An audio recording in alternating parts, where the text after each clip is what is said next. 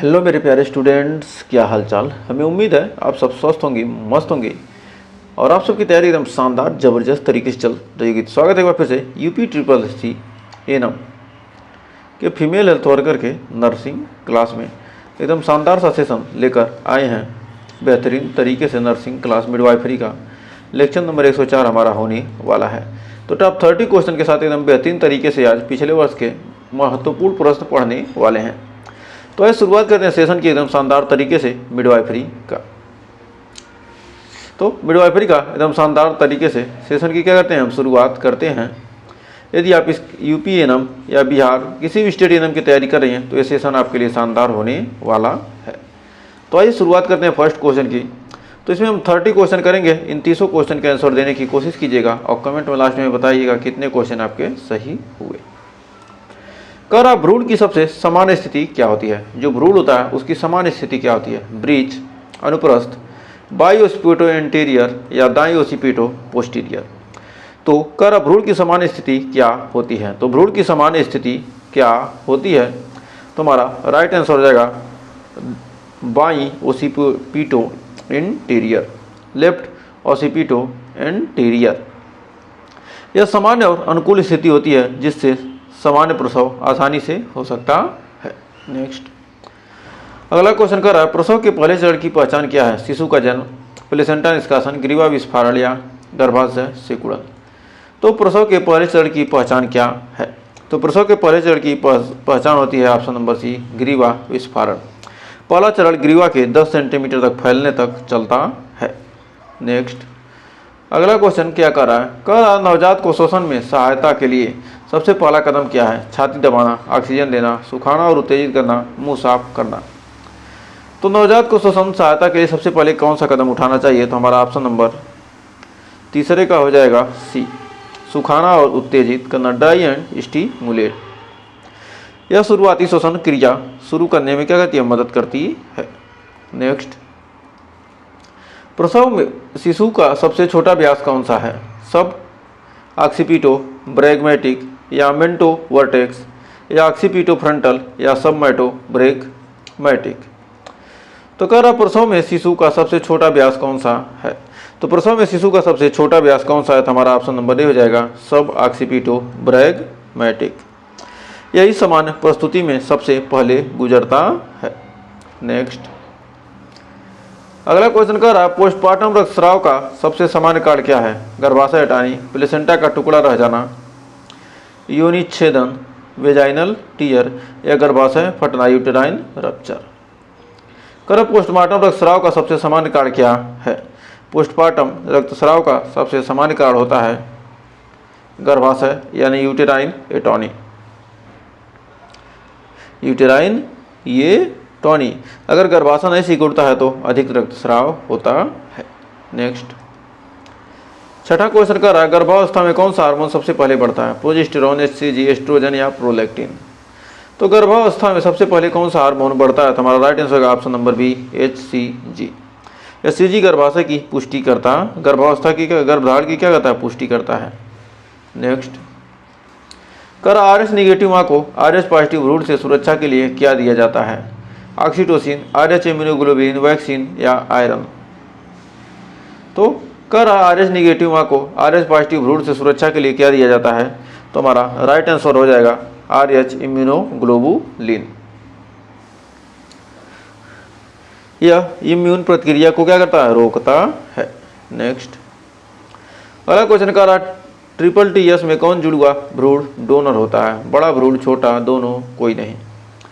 तो इसमें option number हो जाएगा बी, छोटा भ्रूण।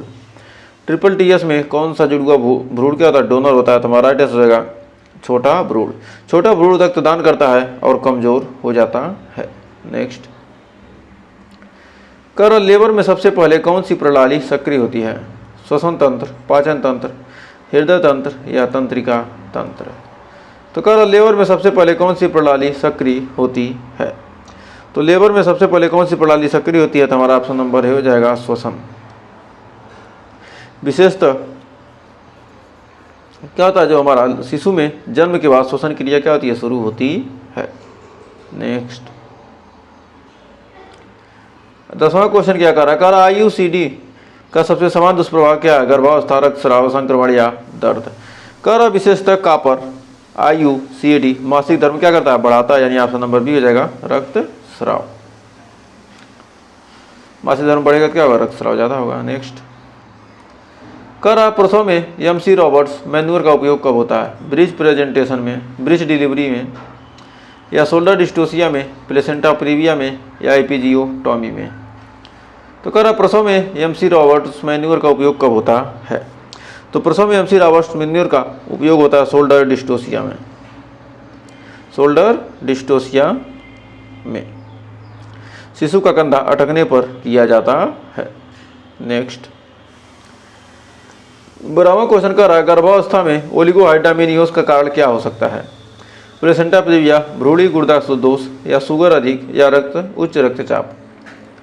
तो कह रहा है गर्भावस्था में ओलिगोहाइड्रामिनियोस का कारण क्या हो सकता है, तो 12वें का right answer option number B, भ्रूणी गुर्दा दोष। तो भ्रूणी गुर्दा दोष मूत्र न बनने से जल स्तर क्या होता है, घटता है। नेक्स्ट, 13वां क्वेश्चन देखिए क्या कर रहा है, गर्भधारण की पुष्टि का सबसे जल्दी मिलने वाला संकेत कौन सा है, मासिक धर्म रुकना, HCG का बढ़ना, उल्टी, गर्भाशय का बड़ा होना। तो कह रहा है गर्भधारण की पुष्टि का सबसे जल्दी मिलने वाला संकेत कौन सा होता है, तो हमारा HCG स्तर में क्या होता है, सब रक्त में सबसे पहले बढ़ता है, यहाँ ऑप्शन नंबर बी हो जाएगा HCG का बढ़ना। तो बढ़ते हैं 14वें क्वेश्चन की तरफ। तो देखिए 14वां क्वेश्चन क्या कर रहा है, ब्रिज प्रेजेंटेशन में सबसे सुरक्षित प्रकार कौन सा है, Frank bridge, footling bridge, complete bridge, या इनकम्प्लीट ब्रिज। कह रहा ब्रिज प्रेजेंटेशन में सबसे सुरक्षित प्रकार कौन सा है, तो हमारा राइट आंसर होगा option number A, Frank bridge. इसमें नितंब नीचे और पैर ऊपर होते हैं। तो हमें उम्मीद है आपको सेशन पसंद आ रहा हो। सेशन पसंद आ रहा तो सेशन को जल्दी से क्या कर दीजिए, लाइक, शेयर, और चैनल को अभी तक सब्सक्राइब नहीं किया तो सब्सक्राइब कर लीजिए ऐसे ही शानदार सेशन देखने के लिए। कर IUCD डालने से सबसे पहले जरूरी जांच क्या है, HB जांच, पैम स्मीयर, या गर्भ की पुष्टि, या वजन। तो कर IUCD डालने से पहले सबसे जरूरी जांच क्या है, IUCD डालने से पहले सबसे जरूरी जांच होती है गर्भ की पुष्टि, प्रेगनेंसी टेस्ट। पहले यह सुनिश्चित करना जरूरी है कि महिला गर्भवती न हो, तभी IUCD डाल सकते हैं। नेक्स्ट, कर गर्भाशय फाइब्राइड का प्रभाव क्या हो सकता है, सामान्य प्रसव, प्लेसेंटा क्रेटा, या समय पूर्व प्रसव, या ओवर ड्यू। तो कर गर्भाशय फाइब्राइड का प्रभाव क्या हो सकता है, तो गर्भाशय फाइब्राइड का प्रभाव क्या हो सकता है, तो हमारा ऑप्शन नंबर सी हो जाएगा, समय पूर्व प्रसव। फाइब्राइड से संकुचन जल्दी शुरू हो सकते हैं। नेक्स्ट, तो अगला क्वेश्चन देखिए कर रहा है, गर्भवती को टिटनेस का टीका कब दिया जाता है, पहले महीने, 4 महीने से शुरू, चौथे महीने से शुरू, डिलीवरी के समय, या प्रसव के समय। कर गर्भवती महिला को टिटनेस का टीका कब दिया जाता है, तो गर्भवती महिला को टिटनेस का टीका ऑप्शन नंबर बी हो जाएगा, 4th माह से शुरू, यानी 16वें सप्ताह के बाद 2 खुराक दी जाती है। तो बढ़ते हैं आगे। अगला क्वेश्चन कर रहा है, बिशप स्कोर किसके लिए प्रयोग होता है, भ्रूण की स्थिति, गर्भ का महीना, ग्रीवा की तैयारी, या प्रसव का समय। तो कह रहा बिशप स्कोर किसके लिए प्रयोग होता है, तो बिशप स्कोर प्रयोग होता है ऑप्शन नंबर सी, ग्रीवा की तैयारी, सर्विकल राइपेनिंग। कह रहा बिशप स्कोर में लेबर इंडक्शन का निर्णय लिया जाता है। 19वां क्वेश्चन करा, प्री एक्लेम्सिया का सबसे सामान्य संकेत क्या है, खांसी, उच्च रक्तचाप, भूख लगना, वजन कम होना। तो प्री एक्लेम्सिया का सबसे सामान्य संकेत क्या है, प्री एक्लेम्सिया का सबसे सामान्य संकेत होता है ऑप्शन नंबर बी, उच्च रक्तचाप। नेक्स्ट, तो 20वां क्वेश्चन करा, किस हफ्ते के बाद प्रसव को पोस्ट टर्म माना जाता है, 36 सप्ताह, 38, 40, 42। करा किस हफ्ते के बाद प्रसव को पोस्ट टर्म माना जाता है, तो हमारा राइट आंसर हो जाएगा ऑप्शन नंबर डी, 42 सप्ताह के बाद प्रसव पोस्ट टर्म कहलाता है। नेक्स्ट, क्लिफ्ट लीप की पहचान कब की जा सकती है, क्लिफ्ट की पहचान कब की जा सकती है? जन्म के बाद 6 सप्ताह, 20 सप्ताह, अल्ट्रासाउंड या पहले ट्राइमेस्टर में। तो कह रहा क्लिफ्ट लिप की पहचान कब की जा सकती है? क्लिफ्ट लिप की पहचान ऑप्शन नंबर सी 20 सप्ताह यानी अल्ट्रासाउंड से 20वें सप्ताह में क्या कहते हैं पहचान संभव होती है। अल्ट्रासाउंड से क्या होती है 20वें सप्ताह में पहचान संभव होती है। नेक्स्ट, कर गर्भावस्था में आयरन और कैल्शियम एक साथ क्यों नहीं दिए जाते हैं? उल्टी होती है, गैस बनती है, अवशोषण में कमी या नींद आती है। तो गर्भावस्था में आयरन और कैल्शियम एक साथ क्यों नहीं दिए जाते हैं? गर्भावस्था में आयरन और कैल्शियम एक साथ इसलिए नहीं जाते हैं, दोनों एक दूसरे के क्या होते हैं अवशोषण को रोकते हैं, यानी अवशोषण में क्या होती है कमी हो जाती है। Option number C. नेक्स्ट, अगला क्वेश्चन देखिए, कह रहा है नवजात में अपगार स्कोर कब लिया जाता है? 1 और 5 मिनट, जन्म के 10 मिनट बाद, 30 सेकंड, 15 मिनट। तो अपगार स्कोर कब लिया जाता है? नवजात में अपगार स्कोर कब लिया जाता है? जन्म के 1 और 5 मिनट पर। जन्म के 1 और 5 मिनट पर यह नवजात की स्थिति को आंकने का क्या होता है मानक समय होता है। नेक्स्ट, अगला क्वेश्चन कर रहा है माइकोनियम एम्बोलिज्म किस अवस्था में होता है? प्रारंभिक गर्भावस्था, प्रसवोत्तर, प्रसव के दौरान, मासिक धर्म के दौरान। तो कह रहा माइकोनियम एम्बोलिज्म किस अवस्था में होता है? तो हमारा 24 का राइट आंसर हो जाएगा ऑप्शन नंबर सी, प्रसव के दौरान। प्रसव के समय भ्रूण जल में मेकोनियम आ सकता है। नेक्स्ट, 25वां क्वेश्चन क्या कर रहा है? कह रहा सर्विकल सर्कलेज कब किया जाता है? सर्विकल सर्कलेज कब किया जाता है? 8 सप्ताह, 12 से 14, 30 सप्ताह, डिलीवरी के समय।